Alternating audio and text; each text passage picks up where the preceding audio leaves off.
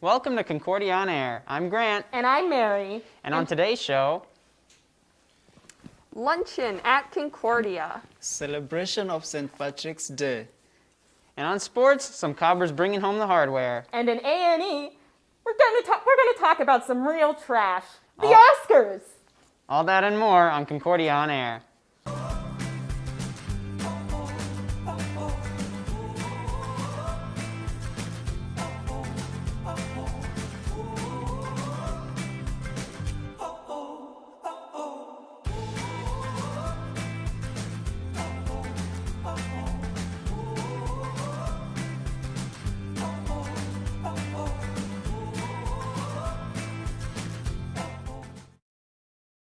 So it's St. Patrick's Day, and apparently the green screen behind us got in on the action, but our glasses, they're not really that visible. No, they're not. Apparently when we do this, we become just like St. Patrick's Day demons. Yeah, we're just the ghosts of St. Patrick's Day, present and future. Woo! Speaking of which, hey, Grant, do you have any plans for St. Patrick's Day? Being that it's in the middle of the week, probably not. Yeah, no, me neither. It's one of the bad holidays where if it falls in the middle of the week, you're not going to get work off or school, and everything's just the same. Yeah, that's true. Although I did hear Chicago dyed its river green this year at least, which I mean is a step forward for back to normalcy, I guess. Yeah. But yeah, definitely. Yeah. It just sucks that St. Patrick's Day is in the middle of the week, like you said, because you can't do anything. I mean, there's one upside, and that's like $1 Shamrock Shakes, or at least they're still here. One more day of Shamrock Shakes. Honestly, I'm not a fan of Shamrock Shakes. Like, I don't know. I had a few over the past few years, and I'm just like, I don't know. I don't get the hype. I like a Shamrock Shake a year, but the downside is you can't really order a vanilla shake for an entire month at McDonald's because It gets that minty taste. the mint just seeps into all the other shakes. Usually it's like a touch of strawberry in the vanilla shake, and that's pretty good. Oh my gosh, I can't even imagine. I went to high school with this one person, and she hates the taste of mint. Oh my God. So I'm just like, that poor soul must be suffering during this month, or at least the first half. How do they brush their teeth if they hate mint so much? That's what I'm wondering. I remember this one time, you know, the Bean Boozled game with Harry Potter and everything. The blue one, it's either mint or it's toothpaste, I believe. Yeah. So she was just kind of screwed. Yeah, what's the difference? Yeah. But also, like, the brown one, dog food tastes kind of good, though. Mm-hmm.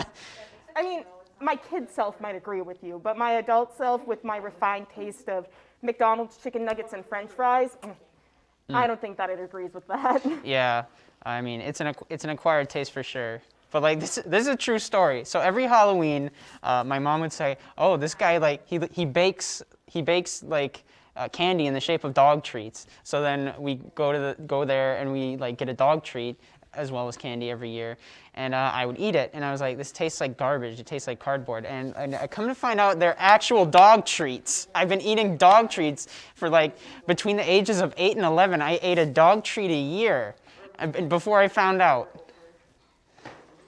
Your mom was knowingly feeding you dog treats? No, she didn't know either. I don't know. There was just this house that, why would you give out a dog treat to children? So she assumed it was like candy in the shape of a dog treat, but it turns out I was eating dog treats. Western holidays, good for 21 plus, getting drunk and feeding children dog treats. You learn new things every day. Honestly, it's not that bad. It just tastes like cardboard, honestly. I'm the leading scholar on what a dog treat tastes like. Because you ate them from ages 8 to 11. Yeah, not many people have tried a dog treat, but I can say I've eaten my fair share. So, like, where would milk bones rank on that then? Oh, they were milk bones. They were milk bones. Very Okay. flavorless. I don't know how dogs can stomach them. Maybe they just eat whatever they can get their paws on. That's very true. That is very true. Yeah. Yeah. I mean, I can't blame them, though. Sometimes dogs just, like, know what's best. That's why they're man's best friend. Dogs is hungry. Yeah, dogs do be hungry. No. This banter, though, I feel like it's going on forever because we've talked about 4 different subjects now. I mean, like, holidays, the Halloween dog treats, the St. Patrick's Day shakes that have a hint of mint in them. What's another holiday that... Traumatic Christmases. Traumatic Christmas. I feel like there's not going to for such a long time. Oh yeah, because like you were wondering, is there a real holiday in April? And I said, yes, there is. April Fool's Day. April Fool's. I feel like that's not a set. Is that April 1st? I don't know. I don't know, but you know what isn't joking around? The news. On March 18th from 11:30 a.m. to 12:30 p.m., a luncheon will be held in ISC room 353. Each meal is $6 for delivery and $5 for pickup, meaning it is affordable for everyone. The meal includes teriyaki chicken, pineapple cashew rice, fruit salad, and pistachio dessert. To RSVP, email Jennifer Nelson at jnelson54@cord.edu. So scrape up some change and enjoy a great meal on the cheap during the last stretch of the semester. Today, the school joined the world in celebration of St. Patrick's Day. In a unique, engaging way, our students and faculty members interacted and had conversations around this day. As one of the ways one could write a joyful message to any COBA student and to a stranger in a well-designed and colorful paper. Additionally, there were opportunities to win prizes that included shirts, while live music performances were common on reception. This day is normally marked on every March 17th in remembrance of St. Patrick, the foremost patron saint to Ireland, with a symbol of little clover called shamrock. It commemorates the day of St. Patrick chased the snakes from Ireland. The shamrock, which is a three-leaflet shaped, is said to represent the Holy Trinity, the Father, the Son, and the Holy Spirit. It is marked as a commemoration of arrival of Christianity in Ireland. Cleanup Week, a beloved event for homeowners in the local metro, returns to Moorhead this spring.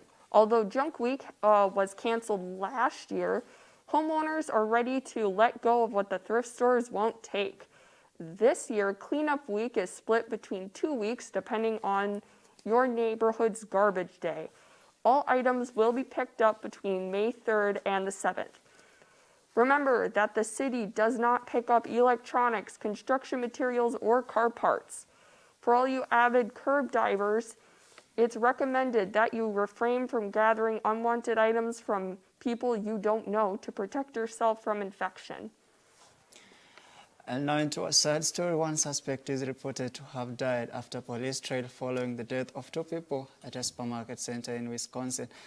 After a call to the Oconomowoc Police Department was made detailing a possible industrial accident near Rudy's distribution center around 10 p.m. last night, authorities confirmed. By arrival of police, the two victims were unconscious, upon which they were pronounced dead a few minutes later.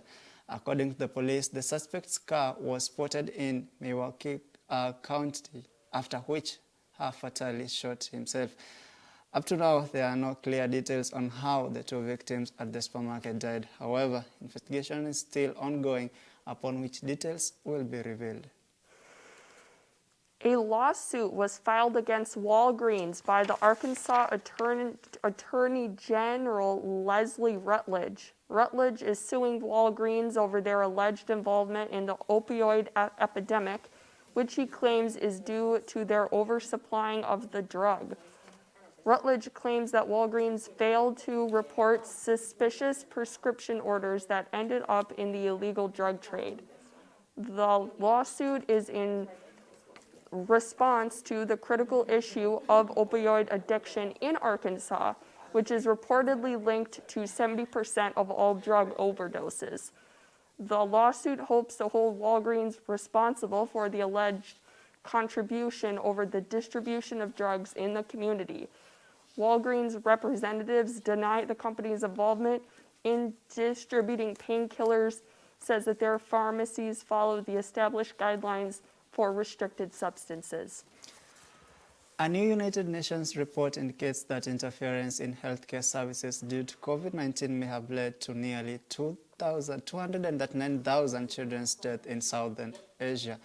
The report, which focused on the Indian, Pakistan, Bangladesh, Sri Lanka, and Afghanistan, revealed the children, women, and adolescents were the most affected, with the title Direct and Indirect Effects of COVID-19 pandemic and response in South Asia, it undertook examination on the strategies the governments were using on social services, healthcare, and the economy.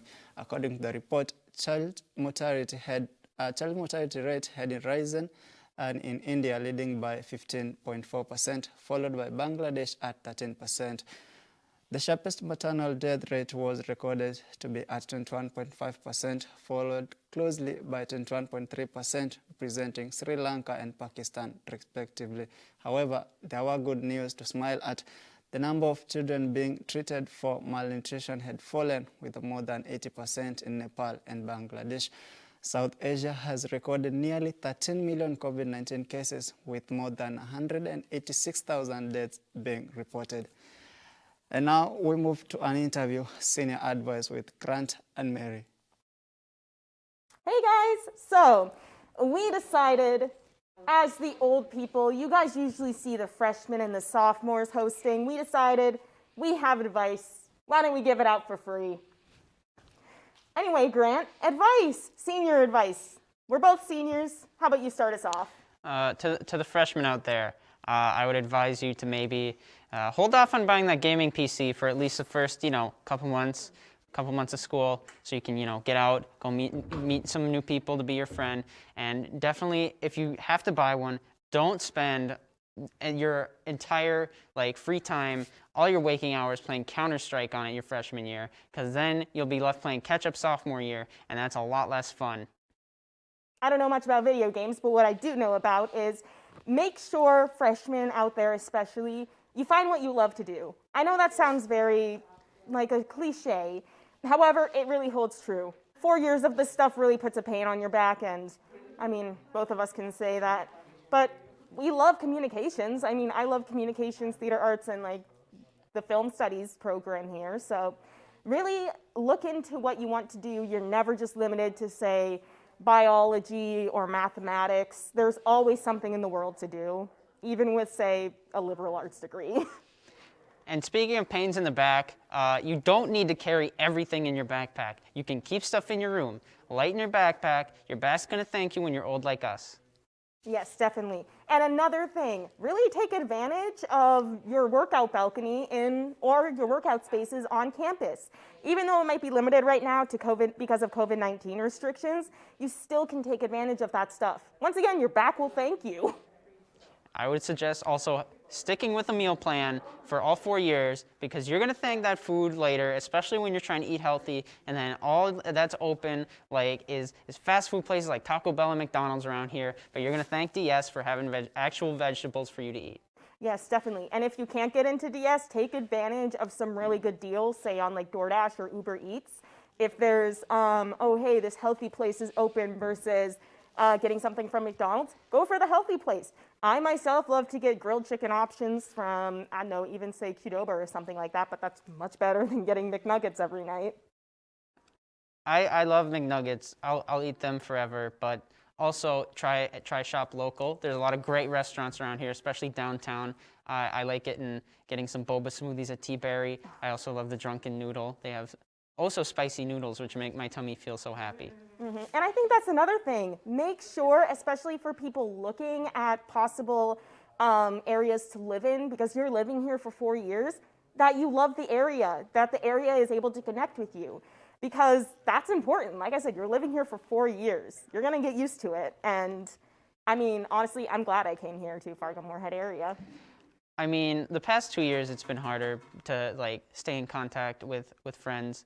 But, stay in contact, even your high school friends, because you're going to feel lonely, especially in quarantine, and especially during finals week when you're cooped up in the library or a study room and just facing a book. You're going to want to talk to people, so keep your friends in mind. Yep.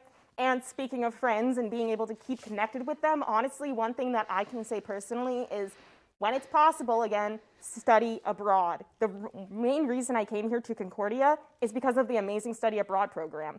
So really take advantage of that. You're able to go so many places, and it's such a privilege to do so. Look at the possibilities that your college offers and just take all of those advantages. Don't take them for granted. I've done some soul searching. I might want to retract my first piece of advice. go get that gaming PC and find a hobby you love. Because I've been playing chess recently, and I think that's going to be a skill that I have for the rest of my life. When I'm old in a park in New York, just playing chess with the pigeons, I'm going to have that skill, and I'm glad I picked it up. Well, you know what, Grant? I thought those were a lot of great pieces of advice. And now, let's go on to sports. Concordia's softball team played a pair of games this afternoon, losing the first game 3-0 against Gustavus, but topping Bethany Lutheran 6-5. Senior pitcher Megan Gavin also earned the honors of being named MIAC Pitcher of the Week on Monday.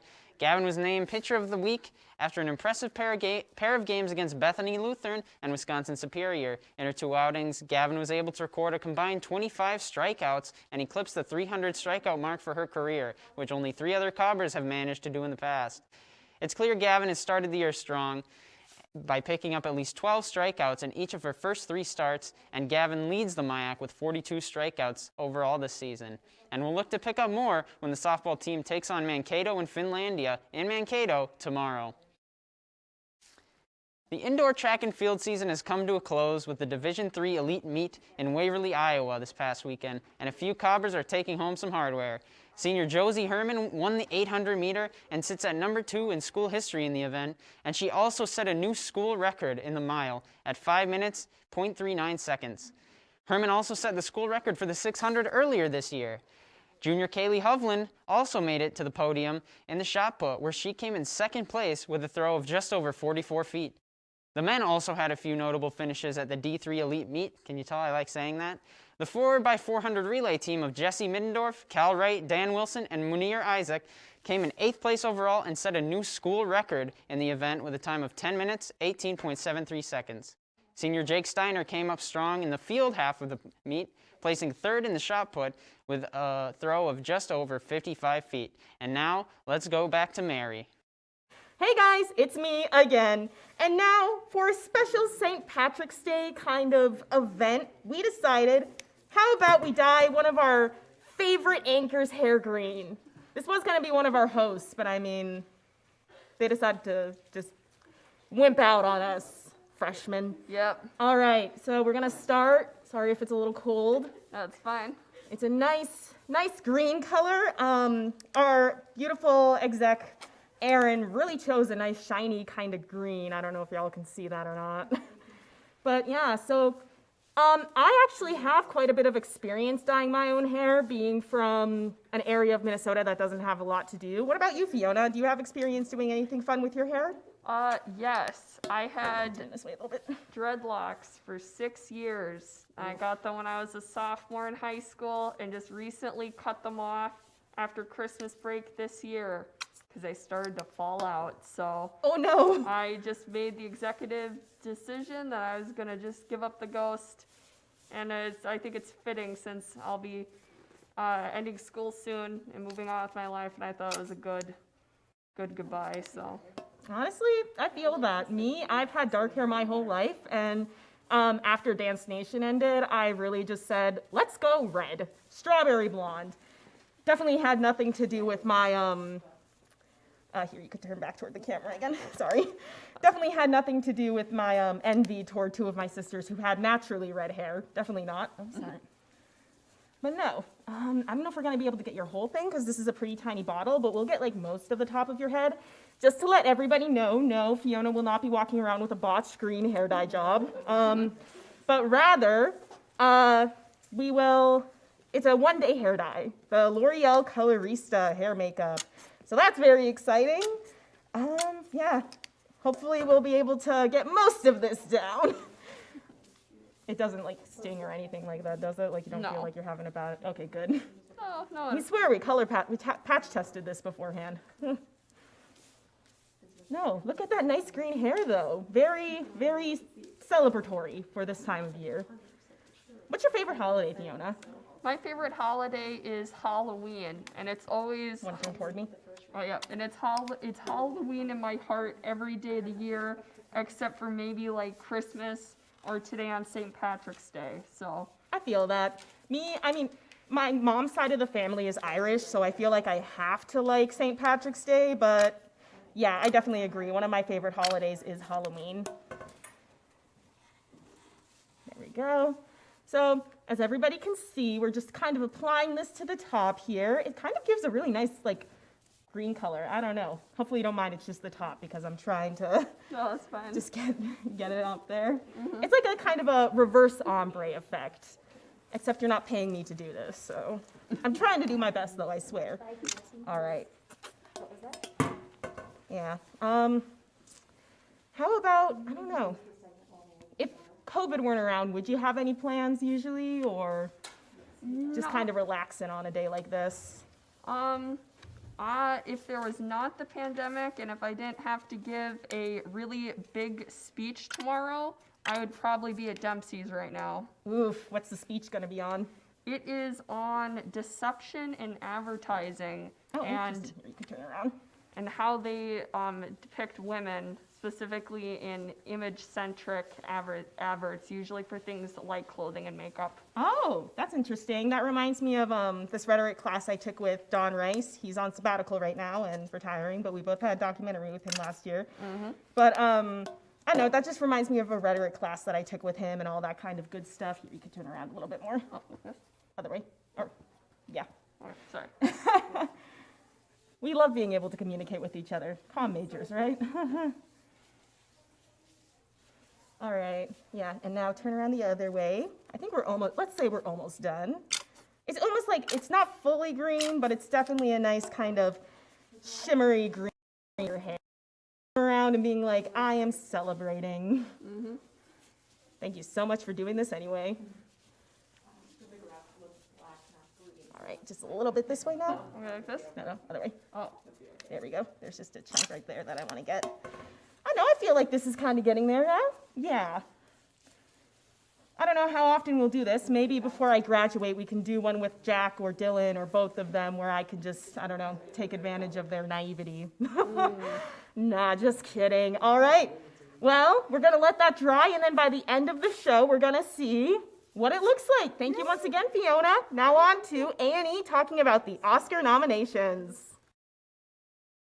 Hello, everyone. I am Greg, and I'm going to be joined momentarily by Mary, who has had a marathon session of Concordia on air tonight. I think she's been on just about every segment except for news. Am I right? And sports. Oh, I guess yes, Grant, that's true. Grant handled the sports. But Mary has asked me to join her tonight to talk a little bit about the 93rd Oscars. The Yes. nominations came out earlier this week, and so that's what we're going to talk about for a few minutes. Yeah, I kind of figured nobody better to talk about movies than the film studies I professor have to himself. say, I am, I don't consider myself an Oscar expert, not like broadcast performance professor Matt O'Lean, Oh, yeah. our friend who is a kind of walking Oscar trivia encyclopedia, Yeah. and really keeps track of all the statistics that go along with the Oscars through the years, because we have nearly a century of those Oh my gosh, to draw yeah. from now. Definitely. I know before even I left broadcast today, he stopped me and he's just like, one movie you need to see is Promising Young Woman. I'm like, I know I need to see it. Yes. Luckily, I looked on Prime at $6 for rent. So It is absolutely fantastic. One of my favorite films of the year. I hope it does really well at the Oscars. Some people are predicting that there's a chance Carey Mulligan could win Best Actress. If not, Frances McDormand could be looking at her third statue. Oh my gosh, yeah. And speaking of McDermott and her connections with Nomadland, of course, that's a big picture. Yes, With big great. Best Picture nominee, Best Director, a ton of nominees. Why don't we talk about that? Sure. Well, Chloe Zhao, the filmmaker, director behind Nomadland, is, statistically breaking all kinds of ground with her nomination. She and Emerald Fennell are both nominated in Best Director category. First time Yeah. in 93 years that two women have been nominated in that category. Probably a little overdue, we would think. Yeah, a little more than overdue, especially because how many Oscars out of 93 have gone to women? Well, And then women how- directors, Yeah, one. directors. So far, one. Yeah, and then how many have gone to women of color? Zero, None, unfortunately. yeah, But hopefully that exactly. can change this year. Well, because- there was certainly an awareness. There's a focus, internally and externally related to the Academy of Motion Picture Arts and Sciences to think about diversity, equity, and inclusion. That is just yesterday, or maybe even it was today, the news about the open letter to the Hollywood Foreign Press Association for their shortcomings related to the Golden Globes. Yeah, So- and actually, I'm kind of interested in also hearing that. I know it's quite a bit to cover, but I know one movie that personally angered me that wasn't even nominated for Best Comedy or Musical was Music. How do you feel about, say, movies that have that kind of controversy around them be nominated by such prestigious organizations? Right. Yeah. Well, I mean, I haven't seen Music, but I knew of the controversy surrounding it. I think that there's an awareness being placed more than ever on inclusion related to casting. And I know this comes up in our discussions in class. Sometimes is it ethical for an actor who identifies as cisgendered, hetero, to play a character that is not straight?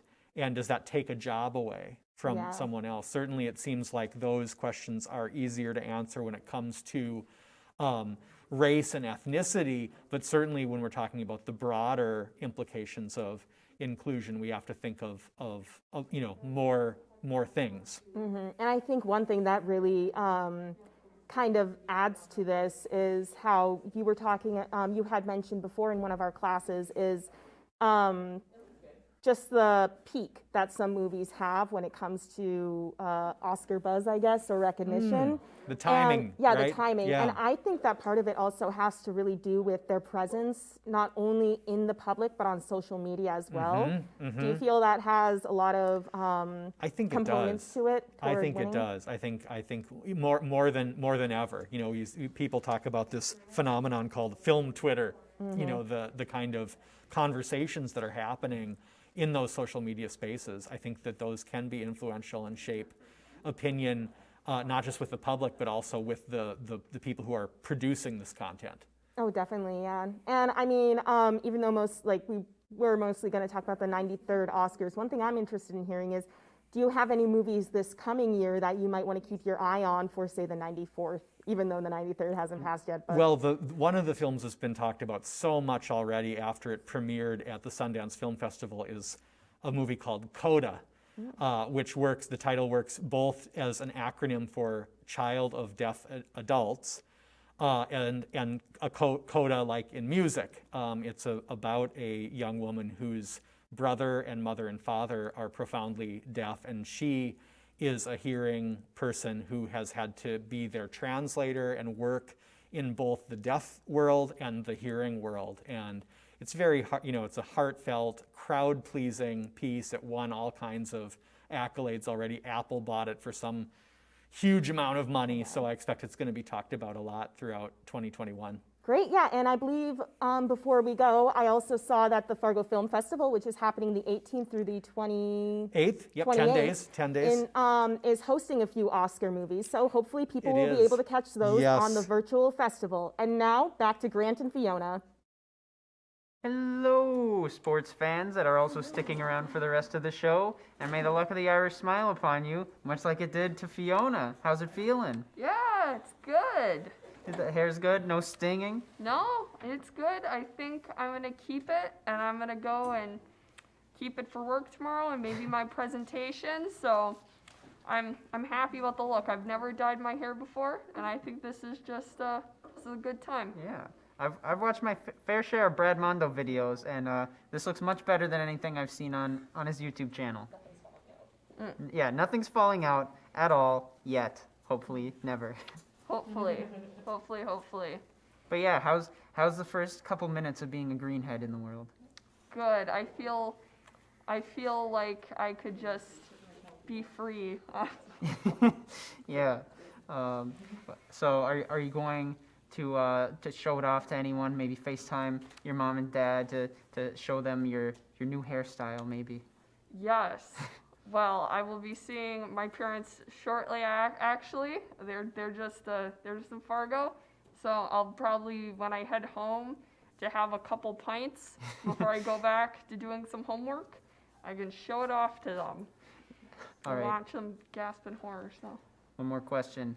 Will the beer match the hair? no, I'll be No. having Guinness. Guinness. Yes. Even better. So it matches Yes. your old hair. Yes. All right. Well, that's all we have for you today. Thank you for tuning in to Concordia on Air, and we'll see you next week.